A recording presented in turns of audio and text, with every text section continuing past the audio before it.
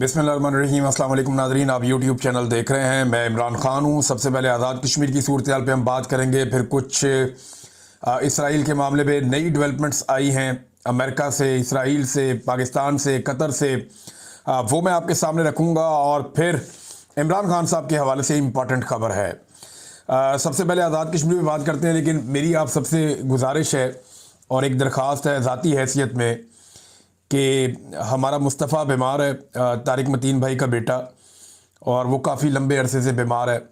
अल्लाह रब्बुल इज़्ज़त से दुआ करें कि वो अपना ख़ास रहम फरमाए, अपनी ख़ास मेहरबानी फरमाए। मैं भी दुआ कर रहा हूँ, आप सबसे भी गुजारिश है। और नाज़रीन, अब आ जाएँ आज़ाद कश्मीर की जानिब। तो आज़ाद कश्मीर में राब्ते का ब्लैकआउट हुआ था 28 तारीख को। 29 को इन्होंने ऐलान किया था कि हम अवामी एहतजाजी तारीख उठाएँगे, हमारे जायज़ मुतालबात हैं। एस्टेब्लिशमेंट यहाँ पे गंद मारना बंद करे, अवाम को हुक्मरानी का हक दिया जाए। जमहूरियत के लिए बात कर रहे हैं, अपने हुकूक के लिए बात कर रहे हैं और पुरअमन एहतजाज कर रहे हैं। तो एक दिन पहले ही इंटरनेट बंद कर दिया गया। वहाँ पे तमाम राब्ते बंद है, इंटरनेट बंद है, मोबाइल फ़ोन बंद है, बाकी सर्विसेज भी बंद है। आप अगर कश्मीर में हैं तो आपके लिए बाहर इंफॉर्मेशन निकालना बहुत मुश्किल है। लोग बड़ी मुश्किल से वहाँ से इंफॉर्मेशन बाहर निकाल पाते हैं और बहुत कम ऐसा बंदोबस्त है कि मालूमात जल्दी से अब राय रास्त आ जाएं। अब हुआ यह है कि आज़ाद कश्मीर से रिपोर्ट हो रहा है कि लगातार जगह जगह फायरिंग हो रही है और पूरे आज़ाद कश्मीर के अंदर शेलिंग और फायरिंग जारी है। दूसरी जानब से मुजाहिरीन जो हैं वो पथराव करते हैं पुलिस के ऊपर, सिक्योरिटी फोर्सेज पे, FC पे, रेंजर्स पे। तो मुजाहिरीन जो हैं वो पथराव करते हैं, जवाब देते हैं, रुकावटों को हटाते हैं ज़बरदस्ती, जबकि पुलिस और सिक्योरिटी फोर्सेज जो हैं वो गोली चलाते हैं और शेलिंग करते हैं। और ये सिलसिला जारी है, अब 3 दिन हो गए हैं। डोडियाल में एक नौजवान शहीद हुआ, पहले ये इत्तला आई। ये मैं आज की बात आपको बता रहा हूँ, ये उमर नज़ीर कश्मीरी साहब ने ये बताया। फिर धीरकोट में 2 अफराद के शहीद होने की इत्तला आई और वहाँ कई लोग ज़ख्मी हो गए। ये इब्तदाई इत्तलात है। मुजफ्फराबाद में वहाँ पे जो जर्नलिस्ट है उन्होंने क्लेम किया कि 2 लोग वहाँ पे शहीद हो गए। फिर मुजफ्फराबाद में कल भी एक शहादत हुई थी।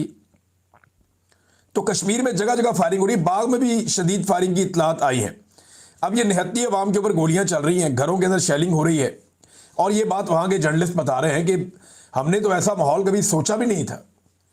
हमने कभी ख्वाब में भी नहीं सोचा था कि पाकिस्तान से सिक्योरिटी फोर्सेज आएंगी और वो आकर बार बार कह रहे हैं कि कर्नल फाइक को जब से वहाँ पे लाया गया है, ये लाहौर में होता था कर्नल फाइक, इसको अब मेरे ख्याल ब्रिगेडियर बना के वहाँ ले जाया गया है। इसके खिलाफ लोग बहुत बात कर रहे हैं और वो ये कह रहे हैं कि ये मुजफ्फराबाद में बैठ के ये हालात पैदा कर रहे हैं। देखिए, एक ऑफिसर ये सारा कुछ करता है, गंद एक ही बंदा डालता होता है और जो मलबा है उसके नीचे पूरा इदारा दबा रहता है। बलूचिस्तान में एक ऑफिसर की हड्डदर्मी की वजह से आज तक वहां पे अमन वापस नहीं आया। और इसी तरह जो भी आज आज़ाद कश्मीर में हो रहा है, ये जो भी करवा रहा है या जैसे भी हो रहा है, ये अगर बदअमनी पैदा हो गई और मुस्तकिल हो गई तो फिर क्या करेंगे आप? आपने मकबूजा कश्मीर के अंदर हालात नहीं देखे? भारत कितना जुल्म और जबर करने के बावजूद उन्हें नहीं दबा सका।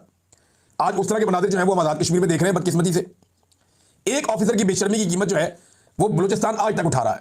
सीखने का मौका है, कुछ सीख ले, लेकिन मोटी खोपड़ी में बात घुसती नहीं है। अब नाज़रीन, जो मुतज़ाद इत्तलात आ रही हैं और अनकन्फर्म्ड इत्तलात है, अभी तक ये कन्फर्म नहीं है, लेकिन जो एक तंजीम है अवामी एक्शन कमेटी, उनके जो पेजेज हैं उनके ऊपर जो खबरें आ रही हैं वो बड़ी खौफनाक है। और ये जो खबर है ये सुराब बरकत साहब ने भी शेयर की और कुछ लोगों ने की। तो ये खबर बता रही है कि अब तक 11 अफराद शहीद हो गए हैं और लगभग 150 के करीब अफराद जख्मी हो गए हैं। ये इनको गोलियां मारी गई हैं। और अगर ये हो गया तो इसका मतलब है तो 26 नवंबर वाला काम हो गया आज़ाद कश्मीर में भी। कश्मीर में और पाकिस्तान में फ़र्क ये है कि पाकिस्तान में गोली चलती है या गोलियां चलाई जाती हैं तो लोग वो जगह छोड़ जाते हैं, वहां से अपने जख्मियों को उठाते हैं, वो जगह खाली हो जाती है। लेकिन आज़ाद कश्मीर में लोग इलाका खाली नहीं कर रहे। लोग अपने जख्मियों को उठाते हैं, थोड़ा पीछे हटते हैं, दूसरी तरफ से फिर आते हैं, क्योंकि वो हर हाल में इस लड़ाई को जीतना चाहते हैं। वो ये चाहते हैं कि पुरअमन तरीके से रियासती जबर का मुकाबला करते हुए किसी ना किसी तरह अपने हुकूक हासिल कर लें। एक तरफ मुज़ाकरात की बात की जाती है, दूसरी तरफ स्टेट बुलेट चलाई जा रही हैं, लगातार गोलियां चल रही हैं। और उसके अंदर बाकायदा अब तो विजुअल्स आ रहे हैं कि लाशें पड़ी हुई है, बंदे उठा के ले जाए जा रहे हैं। एक जगह से विजुअल्स है, वहां पे वो पुलिस वाले को गोलियां लग गई। 1-2 पुलिस वालों को बताया जा रहा है, एक तो विजुअल भी मैंने देखे, उसको गोली लग गई, वो बेचारा पड़ा हुआ है वहां पे। और जो मुजाहिरीन है वो उसे अपने कांधों पे उठा के अस्पताल पहुंचा रहे हैं। और मुजाहिरीन ने बताया कि जनाब ये पुलिस वाला FC को मना कर रहा था कि गोलियां मत चलाओ, FC ने इतनी गोली चलाई इसको भी गोली लग गई। और अब ये पुलिस वाला डाल दिया जाएगा मुजाहिरीन के खाते में जो उसको अस्पताल पहुंचा रहे हैं। Video titles. और वो सर पकड़ के बैठे हुए थे कि ये क्या हो गया, डॉक्टरों ने तो हलफ लिया इंसानी जान बचाने का, वो कैसे कह सकते हैं कि हम इसका इलाज नहीं करते और हम इसका ख्याल नहीं रख सकते। अब वो बंदा शहीद हो गया, उसके ऊपर भी बड़ा गम गुस्सा है। बार बार पुलिस वाले भी मना कर रहे हैं, लेकिन सिक्योरिटी फोर्सेज जो बाहर से आई उनको समझ नहीं आ रही। इस्लामाबाद पुलिस के बहुत सारे एहलकार यरगमाल बन गए, शहरियों ने उनको पकड़ लिया। वो डरे हुए थे, लेकिन उसके बाद शहरियों ने उनको बाहिफाजत वहां से निकाला और इस्लामाबाद का रास्ता दिखाया कि जनाब आप इस्लामाबाद वापस जाएं, आपका यहाँ कोई काम नहीं है, हम यहाँ पे एहतजाज कर रहे हैं यहाँ की जाली हुकूमत के खिलाफ और उनसे हम अपना हक लेंगे। आपको याद होगा नाज़रीन, इस्लामाबाद में जब 25 नवंबर की रात काफिला पहुंच रहा था, 25-26 की रात, तो उस वक्त खबर आई थी कि 4 रेंजर्स एहलकार हमारे जो है वो शहीद हो गए। अब हमारे जो रेंजर्स एहलकार वहां पे शहीद हुए थे ना, वो एक तेज रफ्तार गाड़ी ने उनको टक्कर मारी थी और हादसे के अंदर शहीद हो गए थे। बाद में वो लड़का भी पकड़ा गया, उसका पाकिस्तान तहरीक इंसाफ से ताल्लुक भी कोई नहीं था, उसने एतराफ़ जुर्म भी कर दिया और मामला भी खत्म हो गया। लेकिन उसकी एफआईआर और सारा मामला उठा के पाकिस्तान तहरीक इंसाफ के खाते डाल दिया गया और हुक्मरानों के बयान तक आ गए और आज तक वो जो टाउट सहाफ़ी हैं वो पीटीआई के खाते में डालते हैं। इसी तरह जो एफसी ने गोली चलाई और वो पुलिस वाले को लग गई, मुजाहिरीन उसको उठा के कंधे के ऊपर लेकर जा रहे हैं, वो पुलिस वालों के साथ होता तो पुलिस वाले लेकर जा रहे होते, लेकिन ये भी कोशिश की जाएगी इनके कंधे पे ही डाल दिया जाए।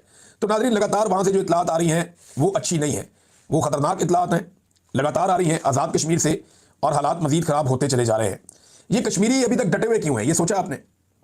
क्योंकि ये लीडरलेस है, इनके पीछे कोई ऐसा आदमी नहीं है जो इनको रोक लेके रुक जाओ।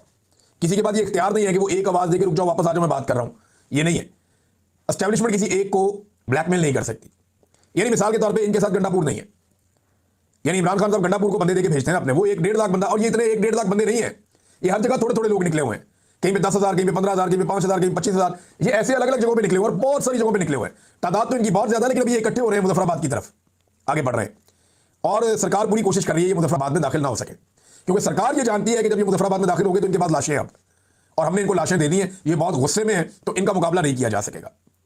लेकिन लोग बार बार ये तलकीन कर रहे हैं तमाम रहनुमा कि पुरअमन रहें, हमने झगड़ा नहीं करना। जहां पे भी पुलिस वाले एफसी वाले इनके काबू आते हैं, ये उनको मारते नहीं है, उनको निकालते हैं, रास्ता देते हैं। तो ये बड़ी पॉजिटिव चीज है और इससे सीख के आगे बढ़ना चाहिए। अब गंडापुर साहब का देखना पाकिस्तान में क्या हुआ। गंडापुर साहब गए, डी चौक पहुंचे, क्योंकि एक लीडर था, गोली चली, वो निकल गया फौरन, गोली चली भी, निकलो, गोली लग जाए, तो गंडापुर निकल गया वहां से। गंडापुर के निकल दिया, मामले का भी लीडर भी चला गया, सब खत्म हो गया, हमने करना क्या है यहाँ पे, गोलियां अंदर तुम चल रही हैं तो लोग भी चले गए। क्योंकि जो आदमी ये कहकर आया था कि मेरा नमाज जनाजा पढ़ लेना, मेरी लाश भी नहीं मिलेगी, इस तरह की कहानियां सुना के जो आया था बंदों को लेकर, वो निकल गया। तो अगर गंडापुर कश्मीरियों की क़यादत कर रहा होता तो आज वो भी घर चले जाते वापस। लिहाजा ये जो बगैर क़यादत के लोग निकलते ना, ये बड़ा खौफनाक काम है। बांग्लादेश में हुआ, यही काम नेपाल में हुआ, श्रीलंका में हुआ, और आज कश्मीर में हम वो मामला उस तरफ जाते हुए देख रहे हैं। तो क्या पाकिस्तान इस तरफ बढ़ेगा, ये आने वाले दिनों में हम देखेंगे। गंडापुर ने जो दावा किया नाज़रीन, उसके ऊपर बात करते हैं, लेकिन पहले जरा इसराइल वाले मामले में चले जाएं। 2 बातें तो क्लियर हो गई, और ये 2 बातें डोनाल्ड ट्रंप ने भी क्लियर कर दी, ये 2 बातें नेतन्याहू ने भी क्लियर कर दी। ये बातें जो इसराइली दिफाई एक्सपर्ट्स हैं, उनकी जो माहिरीन की राय आ रही है, वो भी यही आ रही है, और कैटेगोरिकली वो ये बात कह रहे हैं कि नंबर 1, ट्रंप के मंसूबे या मुआहदे में फ़लस्तीनी रियासत का क़याम शामिल नहीं है, और ये पहले दिन से नहीं है। अब आपको कई लोग मंजन बेचेंगे, जनाब पहले था, अब नहीं है, नहीं ऐसा नहीं है।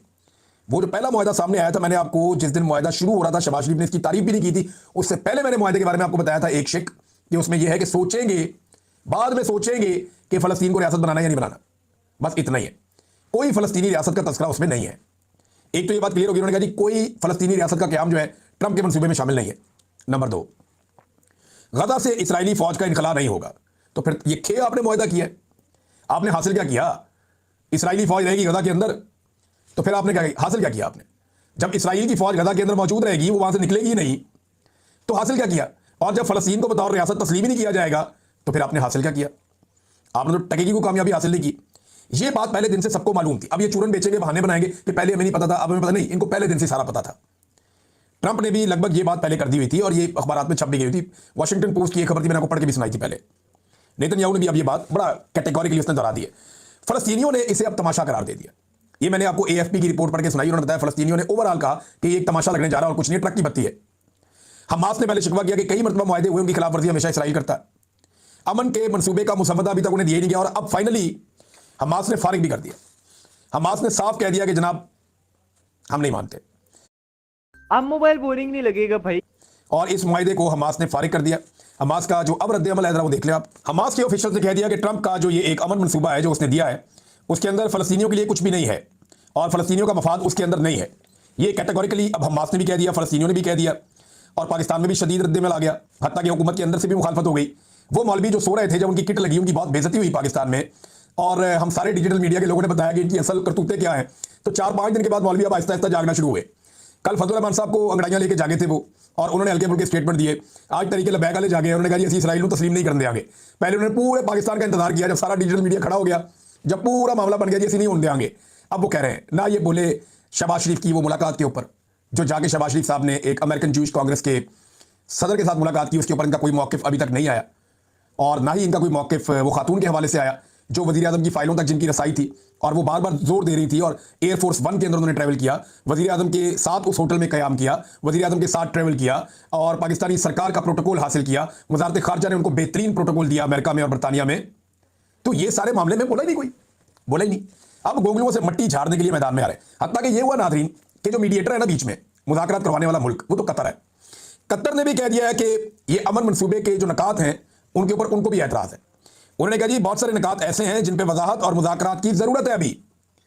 अभी तकाजा है इस बात का कि उनके ऊपर मुज़ाकरात भी किए जाए मजीद, और वजाहत भी दे अमेरिका के ये हो क्या रहा है। हमारे वज़ीर आज़म ने पहले दिन गेम चक दी थी पकड़ के। आप अंदाजा करें कि सारी दुनिया आहिस्ता आहिस्ता कह रही है ये गलत काम हो गया। जो फ़लस्तीनियों की तंजीमें पाकिस्तान में दुनिया भर में वो कह रही है गलत काम हो गया, ठीक नहीं हुआ, ये किस तरफ आप लेकर जा रहे हैं। लेकिन पाकिस्तानी वज़ीर आज़म ने और आर्मी चीफ ने पहले दिन तय कर दिया एस्टैब्लिशमेंट ने कि नहीं जी नहीं, हमने तो ट्रंप साहब के कहने के ऊपर लब्बैक कहनी है। इन्होंने लब्बैक कह दिया और अब मुकरने का रास्ता भी नहीं छोड़ा। अब जाके डार साहब कहते हैं नहीं ये तो वो मुआहदा नहीं है जो हमारे साथ बातचीत हुई थी, ये तो कोई और चीज़ है। डोनाल्ड ट्रंप अब इनको नहीं छोड़ेगा, ये फंस गए दोनों तरफ से। इधर आवाम नहीं छोड़ेगी, उधर डोनाल्ड ट्रंप नहीं छोड़ेगा, क्योंकि डोनाल्ड ट्रंप के साथ बंद कमरों के अंदर जो ये वादे करके आ गए हैं ना, मीठे मीठे मुंह बना के, हाथ बांध के, और जितनी गेम डोनाल्ड ट्रंप की ये उठाए हैं, डोनाल्ड ट्रंप की तो खुशियां ही खत्म नहीं हो रही। उसकी पूरी जिंदगी में कभी किसी ने उसकी इतनी खुशामद नहीं की जितनी ये पाकिस्तानी वफद करके आ गया।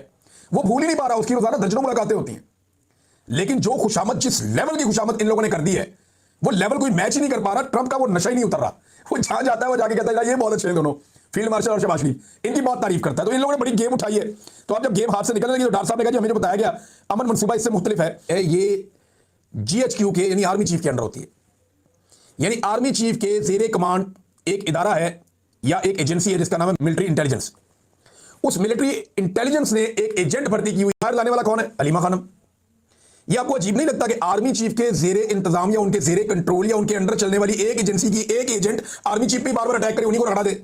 ये कोई बात समझ आती है? तो गंडापुर की जैसे वो बात समझ नहीं आती ना कि इतने सारे पहाड़ क्रॉस करके 8 जिले क्रॉस कर लिए और रातों रात पता नहीं कौन सा कारनामा कर दिया सुपर ह्यूमन बीइंग बन के, जैसे वो बात समझ नहीं आती ना, ऐसे ये बात भी समझ नहीं आती कि ये कैसे हो सकता है कि पूरे मुल्क में या पूरी पार्टी में एक ही एजेंट है मिलिट्री इंटेलिजेंस की, और वो मिलिट्री इंटेलिजेंस को जो हेड करता है उसके बॉस के ऊपर डायरेक्ट तनकीद है। हाउ इज इट पॉसिबल यार, फॉर गॉड सेक। गंडापुर साहब लोग मासूम जरूर है, पाकिस्तानी बहुत मासूम है, हमारे पश्तून भाई भी बड़े मासूम है, लेकिन बेवकूफ नहीं है, पागल नहीं है, दिमाग हमारा काम करता है, इतना तो हमें पता चल जाता है। और ये थोड़ी सी रिसर्च से चीजें सामने आ जाती हैं। तो ये एक और कहानी इन्होंने सुनाई, और हर कहानी के अंदर एक अजीबोगरीब नया एंगल होता है गंडापुर साहब की, समझ से बाहर। भारत ये इमरान खान साहब जाने और गंडापुर साहब जाने और अलीमा खानम साहबा जाने और पाकिस्तान तहरीक इंसाफ जाने, हमारा काम है चीज़ें आपके सामने रखना, उनके ऊपर एनालिसिस करना।